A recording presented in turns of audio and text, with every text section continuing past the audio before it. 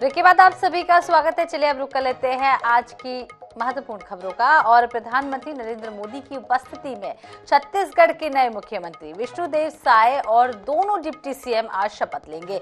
शपथ ग्रहण समारोह शाम 4 बजे से साइंस कॉलेज मैदान में होगा। छत्तीसगढ़ में 5 साल बाद सत्ता में वापस लौटी भाजपा सरकार के शपथ ग्रहण समारोह को ऐतिहासिक बनाने की तैयारी की गई है।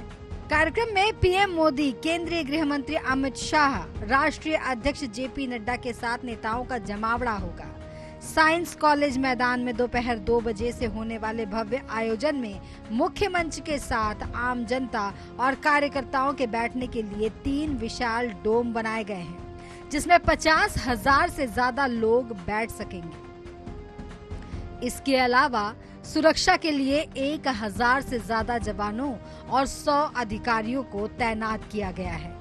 शपथ ग्रहण में राष्ट्रीय नेताओं के साथ प्रदेश के पूर्व सीएम भूपेश बघेल समेत अन्य नेताओं को भी आमंत्रण दिया गया है। बिल्कुल बिल्कुल, पूर्व मुख्यमंत्री जी को भी हमने आमंत्रित किया है और कांग्रेस पार्टी के प्रदेश अध्यक्ष जी को भी हमने आमंत्रित किया है। छत्तीसगढ़ की जनता ने भारतीय जनता पार्टी को ऐतिहासिक जनमत दिया है। वोटों के प्रतिशत के हिसाब से और सीटों के हिसाब से। कल शपथ ग्रहण समारोह होना है। जिस प्रकार से पार्टी को ऐतिहासिक जीत मिली है, शपथ ग्रहण समारोह भी ऐतिहासिक होने वाला है। 2018 में महज 15 सीटों पर सिमटने वाली भाजपा ने 2023 के चुनाव में शानदार वापसी की है। चुनाव में भाजपा ने अपनी तैयारी का आगाज साइंस कॉलेज मैदान से ही किया था। वहीं अब सरकार बनने पर पीएम मोदी समेत राष्ट्रीय नेता प्रदेश की जनता का आभार व्यक्त करेंगे। बीजेपी भव्य समारोह के जरिए विधानसभा चुनाव के बाद लोकसभा चुनाव की तैयारियों का बिगुल फूकेगी। रायपुर से INS 24/7 के लिए स्वप्निल गौरखेड़े की रिपोर्ट। इधर छत्तीसगढ़ में 5 साल बाद सत्ता में आई भाजपा की सरकार के सामने अब नए पुराने चेहरे को कैबिनेट में लेने को लेकर द्वंद्व भी चल रहा है। जिस तरह मुख्यमंत्री के रूप में विष्णुदेव साय और उनके डिप्टी सीएमओ के नामों ने चौंका दिया है, वैसे ही कहीं कैबिनेट भी चौंकाने वाले होने का अनुमान लगाया जा रहा है। देखिए पूरी रिपोर्ट। छत्तीसगढ़ के नए मुखिया के रूप में भाजपा के जिन नेताओं के नामों की चर्चा थी, उनमें सीएम विष्णुदेव साय का नाम तो शामिल था ही, लेकिन पहले और दूसरे नंबर पर ये नाम नहीं था। इसी तरह अरुण साव और विजय शर्मा को डिप्टी सीएम बनाया गया। हालांकि साव भी पहली बार विधायक चुने गए हैं, लेकिन भाजपा के प्रदेश अध्यक्ष के अलावा सांसद होने के नाते ये मौका मिला माना जा सकता है। लेकिन विजय शर्मा को पहली बार विधायक बनते ही उप मुख्यमंत्री की कुर्सी मिलने जा रही है। ऐसे में पार्टी के दिग्गज विधायकों और पूर्व मंत्रियों की भूमिका को लेकर सवाल उठने लगे हैं। कहा जा रहा है कि इतने वरिष्ठ विधायक कैसे पहली बार के विधायक को अपने से बड़े मंत्री के ओहदे पर देखेंगे। ऐसे नेताओं में दर्जन भर से ज्यादा नाम शामिल हैं, जबकि नए चेहरे के रूप में कई नामों की चर्चा हो रही है। नए पुराने का द्वंद्व। पुराने चेहरे बृजमोहन अग्रवाल 8 बार के विधायक, 3 बार छत्तीसगढ़ और 1 बार मध्य प्रदेश के मंत्री रह चुके हैं। कई बार के विधायक पूर्व मंत्री अमर अग्रवाल, अजय चंद्राकर, राजेश मूणत, धर्मलाल कौशिक, भैयालाल राजवाड़े का भी नाम है। आदिवासी वर्ग के वरिष्ठ नेता रामविचार नेताम, रेणुका सिंह, केदार कश्यप, विक्रम उसेंडी, लता उसेंडी का भी नाम है। अनुसूचित जाति वर्ग में पुन्नूलाल मोहले और दयालदास बघेल के नाम की चर्चा। नए चेहरे। विजय शर्मा प्रदेश में भाजपा का हिंदुत्व का चेहरा, पहली बार विधायक बने और अब deputy CM. OP Chaudhary CM और डिप्टी सीएम के रूप में चला नाम, अब मंत्री पद के प्रबल दावेदार। ईश्वर साहू, ललित चंद्राकर, गोमती साय, लखनलाल देवांगन, भावना बोहरा, सुशांत शुक्ला का भी दावा। विनय गोयल, राजेश अग्रवाल, पुरंदर मिश्रा को भी मिल सकता है मौका। भाजपा के बड़े और तमाम नेताओं को इस बात का अंदाजा भी है, वो मानसिक रूप से इसके लिए तैयार भी नजर आते हैं। क्या है, मुझे स्वरूप देखने की आवश्यकता नहीं है। प्रदेश के हमारे नेतृत्व हैं, राष्ट्रीय नेतृत्व हैं, उनको सामाजिक, भौगोलिक, राजनीतिक सारी परिस्थितियां मालूम है और उन परिस्थितियों के अनुसार से कैबिनेट होगा, ऐसा मैं महसूस करता हूं। देखिए, आप जानते हो बहुत सारे लोग में जो सीमा है 13 से ऊपर बढ़ नहीं सकते, 13 के अंदर ही उनको करना पड़ेगा और इससे ज़्यादा उनके पास में कोई विकल्प नहीं है जो किया जा सके। और उसमें मैंने कहा कि जो सारी परिस्थितियां उनको विचार करते हुए करेंगे। देखिए, कैबिनेट में किसको देखना है नहीं देखना है ये ऊपर वालों का काम है, हम लोग का काम नहीं है। चेहरे के बजाय जब पार्टी चुनाव लड़ती है तो पार्टी को आजादी होती है कि वो अपने हिसाब से चेहरा बैठा सके। इस बार के चुनाव में भी यही हुआ। अब देखना यह है कि कितने लोगों को पद मिलता है और कितनों को सिर्फ वरिष्ठ विधायक होने का सम्मान। Bureau report, INS 24/7 Raipur. इधर छत्तीसगढ़ में विधानसभा चुनाव में करारी हार के बाद अब कांग्रेस विधायक दल की बैठक होने जा रही है। बैठक में कांग्रेस विधायक दल के नए नेता के नाम पर भी चर्चा होगी और कौन कौन हैं नेता प्रतिपक्ष पद के दावेदार, बैठक में क्या होगा खास, देखिए इस रिपोर्ट में। छत्तीसगढ़ में कांग्रेस की हार के बाद से ही पार्टी में हताशा और निराशा का माहौल है। भाजपा विधायक दल के नए नेता के चयन के बाद प्रतिपक्ष में भी नया नेता चुनने की हलचल बढ़ गई है। 13 दिसंबर को कांग्रेस विधायक दल की बैठक होने जा रही है। कांग्रेस पर्यवेक्षक अजय माकन और प्रदेश प्रभारी कुमारी शैलजा की मौजूदगी में ये बैठक होगी। माना जा रहा है कि बैठक में एक लाइन का प्रस्ताव पारित कर फैसला कांग्रेस हाईकमान पर छोड़ दिया जाएगा। हालांकि बैठक में विधायकों से नए नेता के नाम को लेकर रायशुमारी भी की जाएगी। नेता प्रतिपक्ष पद के लिए पूर्व मुख्यमंत्री भूपेश बघेल, पूर्व स्पीकर चरणदास महंत और पूर्व मंत्री उमेश पटेल का नाम प्रमुखता से लिया जा रहा है। आदिवासी चेहरे के रूप में कवासी लखमा और लखेश्वर बघेल के नामों की भी चर्चा है। हालांकि बैठक में नए नेता का नाम तय कर लिया जाएगा या कांग्रेस की परंपरा के अनुरूप नेता चुनने की जिम्मेदारी हाईकमान पर छोड़ दी जाएगी, इसे लेकर कोई भी कुछ कहने की स्थिति में फिलहाल नहीं है।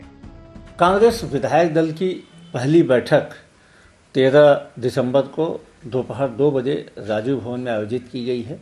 इस बैठक में हमारी जो प्रभारी हैं कुमारी शैलजा जी और छत्तीसगढ़ के जो ऑब्जर्वर हैं श्री अजय माकन जी उपस्थित रहेंगे, जो हमारे राष्ट्रीय कोषाध्यक्ष भी हैं। छत्तीसगढ़ में कांग्रेस के सारे दिग्गज नेता चुनाव हार गए हैं। पार्टी के लिए सदन के भीतर सशक्त विपक्ष की भूमिका निभाना बड़ी चुनौती है। ऐसे में नेता प्रतिपक्ष के रूप में किसका चयन होगा, इस पर सभी की निगाहें टिकी होगी। रायपुर से INS 24/7 के लिए गौरव शर्मा की रिपोर्ट। छत्तीसगढ़ में सत्ता परिवर्तन के बाद फिर प्रशासनिक कसावट और तबादलों की सुगबुगाहट शुरू हो गई है। तबादलों की सुगबुगाहट पुलिस विभाग से होना तय माना जा रहा है। बताया ये भी जा रहा है कि मुख्यमंत्री और मंत्रियों के शपथ ग्रहण के बाद तबादले की शुरुआत होगी। भारतीय जनता पार्टी ने पिछले 5 सालों में कांग्रेस सरकार को कानून व्यवस्था के मामले में घेरा और चुनाव में इसे मुद्दा भी बनाया। भाजपा प्रशासनिक कसावट और कानून व्यवस्था को टाइट करने के लिए शुरुआत में ही कड़े फैसले करने जा रही है, ताकि अपराधियों और बदमाशों में कानून का खौफ बना रहे और आम जनता अपने आप को सुरक्षित महसूस कर सके। आपको बता दें कि राजधानी रायपुर में ही खुलेआम नशे की सामग्री बिकने और अवैध वसूली की शिकायत भाजपा करती आ रही है। इन सब कामों को पुलिस द्वारा प्रश्रय देने का आरोप भी लगाया जा रहा है और भाजपा नेता लगाते रहे हैं। अब इसके अलावा शहर में लॉ एंड ऑर्डर की स्थिति बिगड़ी और लूटपाट, चाकूबाजी की घटनाओं में इजाफा हुआ है। परिवर्तन के बाद अब तबादलों की अटकलें लगाई जा रही है और यह तबादले जो हैं कहीं ना कहीं शपथ ग्रहण के बाद शुरू हो जाएंगे और सबसे पहले इससे प्रभावित होगा तो वह है पुलिस विभाग। बताया जा रहा है कि PHQ स्तर से लेकर जिला स्तर पर बड़े तबादले किए जाएंगे। कैमरामैन अविनाश चौबे के साथ मनोज नायक, INS 24/7 रायपुर।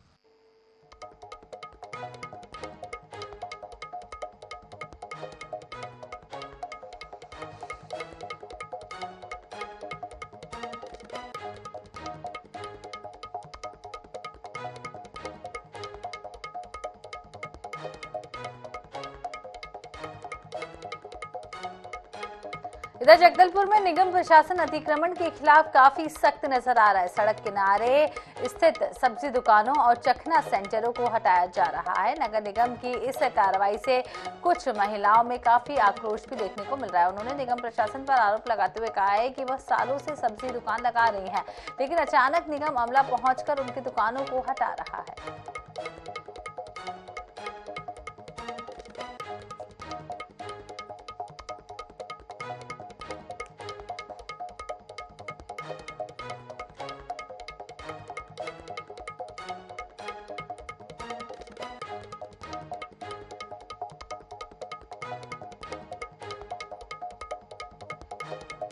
इधर बिलासपुर में आत्मन स्कूल में बच्चों से झाड़ू पोछा लगवाने का एक वीडियो वायरल हुआ है।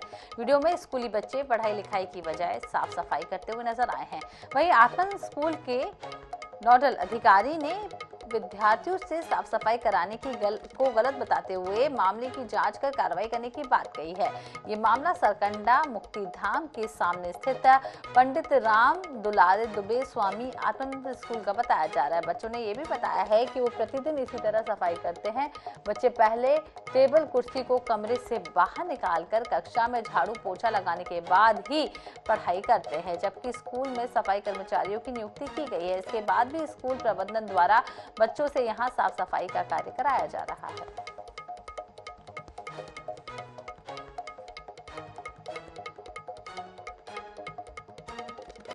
इधर रायगढ़ में नई कस्टम मिलिंग का 33,000 क्विंटल चावल जमा नहीं करने वाले मिलर्स के खिलाफ कार्रवाई की गई है। बता दें कि मार्कफेड ने इन मिलर से लगभग 12 करोड़ रुपए वसूले हैं। दरअसल मिलिंग के बाद चावल को जमा करने के बाद ही मार्कफेड की ओर से भुगतान किया जाता है। वहीं चावल जमा नहीं होने पर बैंक गारंटी से वसूली होती है। फिलहाल इस कार्रवाई से राइस मिलर्स में हड़कंप मचा हुआ है।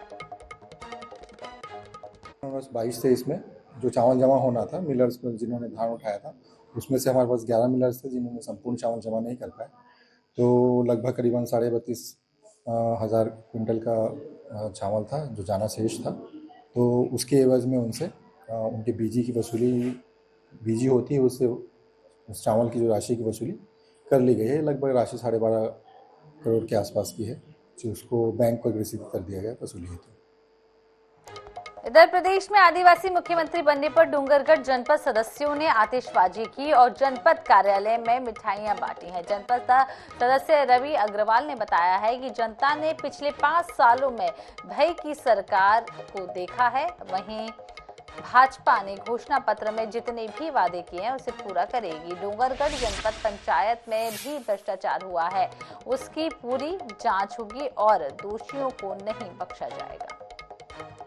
आज़ाद भारत के 75 साल बीत चुके हैं, लेकिन जो भारत की जो मूल जड़ें हैं, गांवों को जो जोड़ती हैं, जो जड़ें डाक सेवक जो सुविधाएं पहुंचाती है, उन सुविधाओं को हम किसी भी परिस्थिति, चाहे सर्दी हो, गर्मी हो, बरसात के मौसम में भीगते भीगते घरों के लोगों तक चिट्ठी लेके जाते हैं, उनके पैसे, उनको बैंकिंग की सुविधाएं उपलब्ध कराते हैं। लेकिन 75 वर्ष बीतने के बाद भी वो इस दुर्दशा से और ऐसी बुरी स्थिति से गुजर रहे हैं कि उस विषय पर भारत की सरकार को विचार करना चाहिए।